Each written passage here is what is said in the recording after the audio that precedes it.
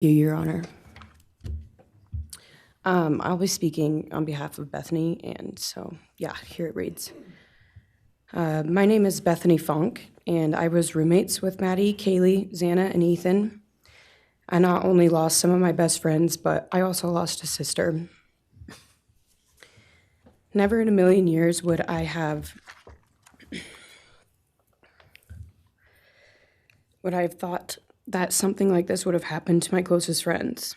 I thought that we were going to wake up and go upstairs, see them and tell them how they had scared us and that they were going to tease us about how we are constantly scaredy cats. And make jokes about it as we would go to Taco Bell like always. But sadly, that is not what happened and what turned out to be my worst nightmare. When I first woke up that morning, I had no idea what happened. I woke up around 7 with a terrible toothache, so I called my dad, who is a dentist, and he asked what I should do. He told me to take Advil, so I did, and I went back to sleep.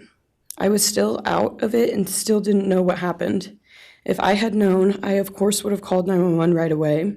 I still carry so much guilt for not knowing what had happened and not calling right away, even though I understand it wouldn't have changed anything, not even if the paramedics had been right outside the door.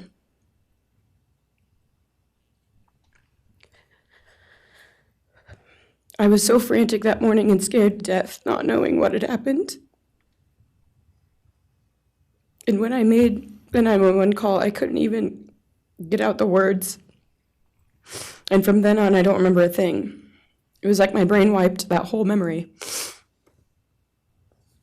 That was the worst day of my life. And I know it always will be.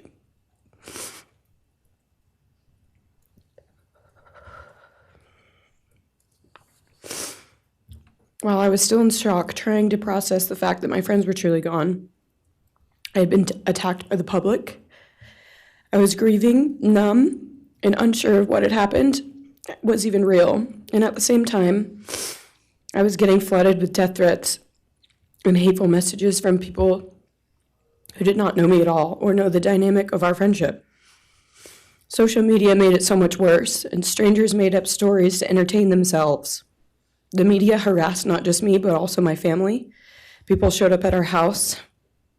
They called my phone, my parents' phones, other family members' phones, and we were chased while I was still trying to survive emotionally and grieve the loss of my friends. I hated and still hate that they are gone, but for some reason, I am still here and I got to live. I still think about this every day. Why me? Why did I get to live and not them? For the longest time, I could not even look at their families without feeling sick with guilt. I did not know what to say or what to do. I was terrified that my presence just made their pain worse, and I was still here when their kid, their siblings and their friends, their loved ones should have been here instead.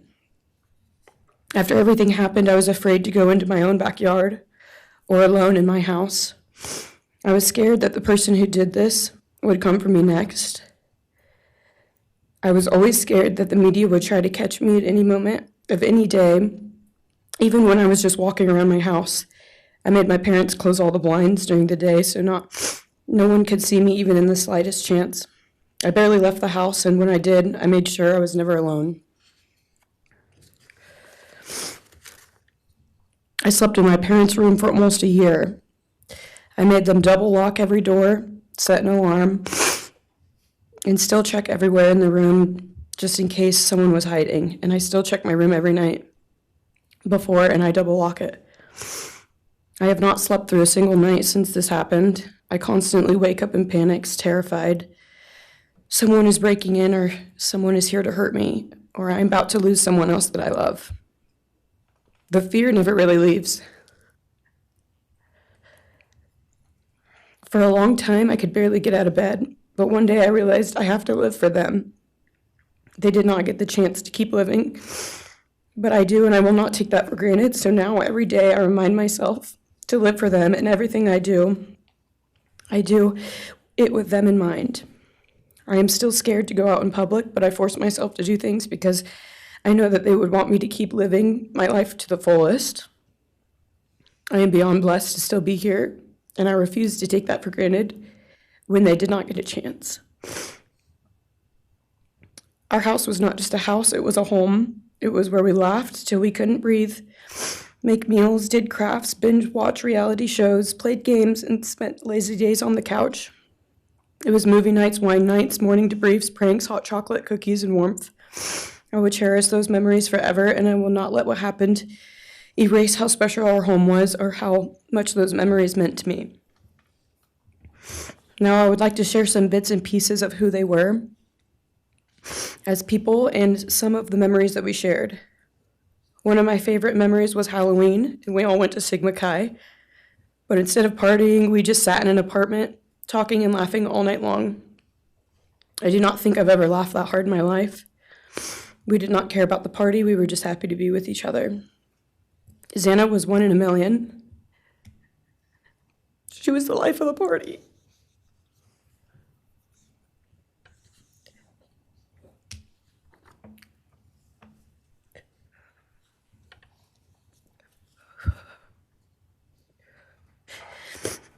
But she was also the kindest and funniest person I knew.